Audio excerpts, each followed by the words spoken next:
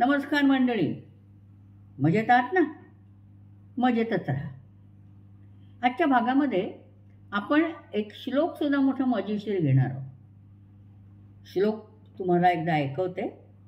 मा मनो मधुपहा मेघो मद्यपो मर्कटो मरुत मक्षिका मत्कुणो मत्सो मकारा दश चंचला. शेवटचे 3 शब्द आपण आधी घेऊया. मकाराः दश चंचलाः. मकार म्हणजे म या अक्षरापासून सुरू होणारे.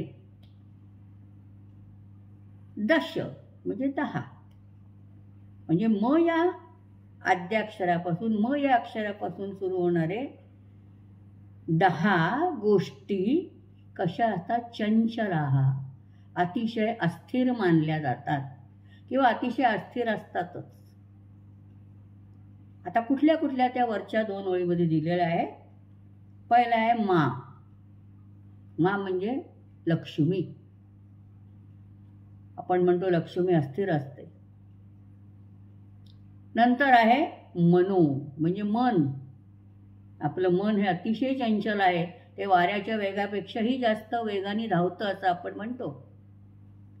मधुपहा. मधुपहाचा अर्थ आहे भुंगा. मध जो पितो तो भुंगा.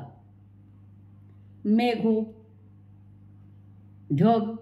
माहिती आहे की भुंगा जसा इकडून तिकडे या पुलावरून त्या पुलावर सारखा हिंडत असतो, तसा ढग सुद्धा इकडून तिकडे सारखे हलत असतात.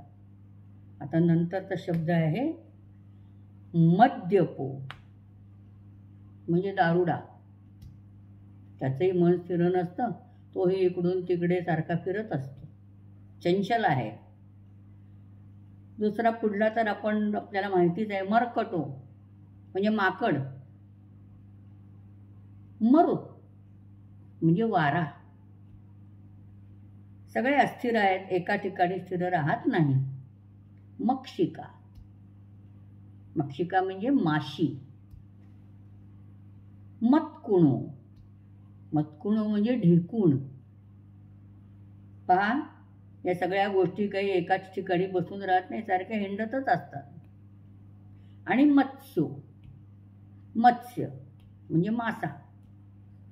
पाण्यात असला तरी तो सारखा इकडून तिकडे त्याची चळवळ चालूच असते. मग या 10 गोष्टी ज्या आहेत, कोणत्या कोणत्या? लक्ष्मी माणसाचं मन, भुंगा, ढग, मद्यपी म्हणजे दारुडा, मर्कटो म्हणजे माकड, वारा, माशी, ढेकूण आणि मासा. या म या अक्षरापासून सुरू होणाऱ्या 10 गोष्टी अतिशय चंचल किंवा अस्थिर आहेत. आणि आपण इथेच थांबूया. नेहमीप्रमाणे तुम्ही माझ्या या वाहिनीला लाईक, शेअर आणि सबस्क्राईब करा आणि आठवणीने कमेंटही द्या. जय संस्कृत.